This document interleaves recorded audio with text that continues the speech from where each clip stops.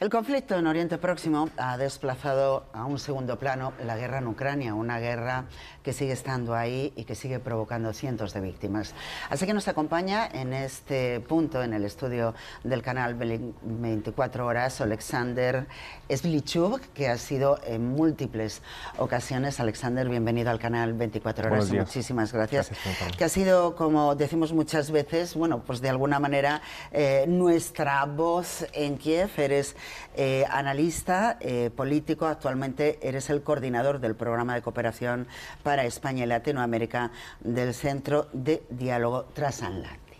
Bueno, evidentemente ha habido un cambio tremendo en el mapa político internacional, ¿no? Con esa guerra en Oriente Medio que ha desplazado, que es lo que estábamos contando un poco, a la guerra de Ucrania, ¿no? La ha dejado en un segundo plano. Sin embargo, la situación en el frente sigue siendo complicada.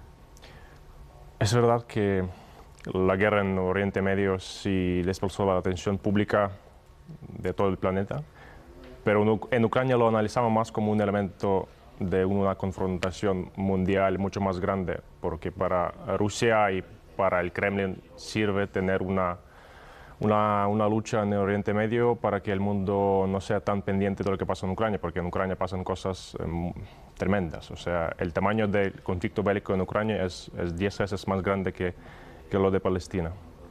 Sí, siguen muriendo cientos de personas. Por ejemplo, ahora Rusia ha intensificado su ofensiva sobre la localidad de Kurakhove, que está en Donetsk, ¿no? Después de capturar Vuhledar. Así que, ¿qué puede significar la pérdida de estas ciudades para Ucrania? La ciudad de Vuhledar no es una ciudad tan grande que podemos decir que perdimos, que tenemos un colapso en el frente. Es una localidad que Ucrania sigue defendiendo desde el inicio de la guerra. Básicamente es una zona devastada de ruinas. Ahí no hay gente y algunos edificios residenciales es totalmente todo en piedras.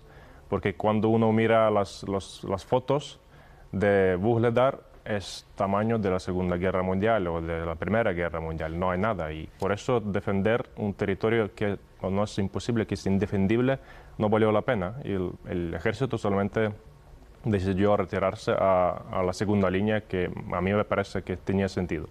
Con lo cual, en este caso, no significa, para la ofensiva ucraniana, no tiene un gran significado, ¿no? La pérdida de estas... Nosotros tenemos que reconocer que Rusia está presionando sin parar, porque Rusia no cuesta con la vida humana. Esto se entiende muy bien, que Ucrania no puede gastar sus recursos militares así sin límite como lo hace Rusia, porque hay muchas razones, porque por ejemplo no tenemos tanto recurso, somos un país democrático y cualquier problema, cualquier pérdida humana es un golpe para el gobierno, y al final sí tenemos que tomar decisiones con mucha más prudencia que lo hace Rusia. Cuando tú en un conflicto asimétrico contra Rusia hay que cuidar su estrategia muy bien, y Rusia lo sabe. Rusia devasta el territorio al cero, y por eso sigue avanzando, no sé, 1 kilómetro por mes, y para ellos ya es un avance grande. Pero ¿a qué precio? Es una guerra, es una victoria pírrica para ellos. Claro, comentabas ahora mismo la población. ¿Hay un poco la sensación de que el conflicto se está eternizando? Este conflicto va para largo. Ya no tengo dudas que esto es la guerra de mi generación y de la generación de mis hijos en el futuro. No tenemos ilusiones que esto va a acabar con un acuerdo o una tregua, etc. Hay que tener en cuenta que Rusia va a ser nuestro enemigo para décadas al futuro. Y esto, al revés, va a ayudar a mucha gente a entender y tomar las decisiones con mucha prudencia ahora mismo para prepararnos y preparar a Europa para una confrontación a largo plazo. Lamentablemente es así, aunque muchos en Europa no quieren esta confrontación, que quieren colaborar con Rusia, es normal, pero hay que entender a qué precio lo hacemos.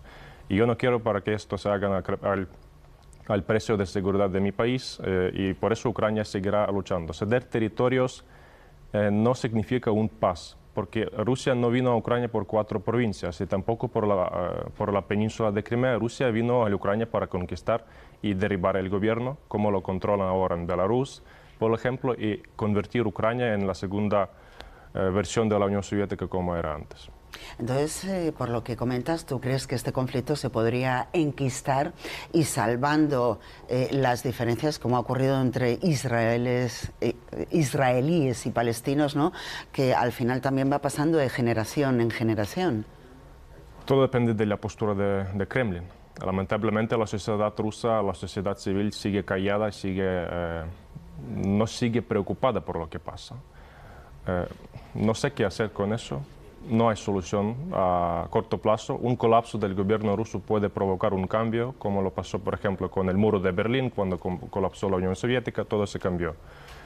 Depende de lo que pasa en el Kremlin. Sí, eso no va a pasar a corto plazo porque en Rusia ya existe una generación también de guerra del gobierno y no es guerra de Putin. Tenemos que decirlo claramente que es guerra de Rusia. Mucha gente en Rusia lamentablemente sí apoya esta guerra y qué hacer con esto y por eso la guerra se prolonga tantos años. La guerra se va a prolongar tantos años y, bueno, ¿cómo va a sobrevivir también por otro lado Zelensky? ¿Cómo está el entorno militar en estos momentos del presidente de Ucrania? Lo que sí hay apoyo de Fuerzas Armadas y la última encuesta que yo leí que la sociedad ucraniana sigue con el apoyo a la resistencia armada.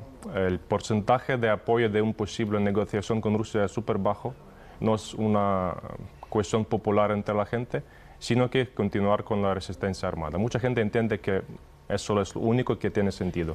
Zelensky, como el presidente, es normal que tiene una presión tremenda, pero él no puede cambiar este rumbo porque, primero, que la población lo apoya y segundo, que él tampoco ve una salida diplomática de esta guerra, lamentablemente. Por eso el entorno de Zelensky mismo, por ahora van a continuar, aunque hay ciertas iniciativas para la búsqueda de la paz que salen desde Ucrania que están muy bien.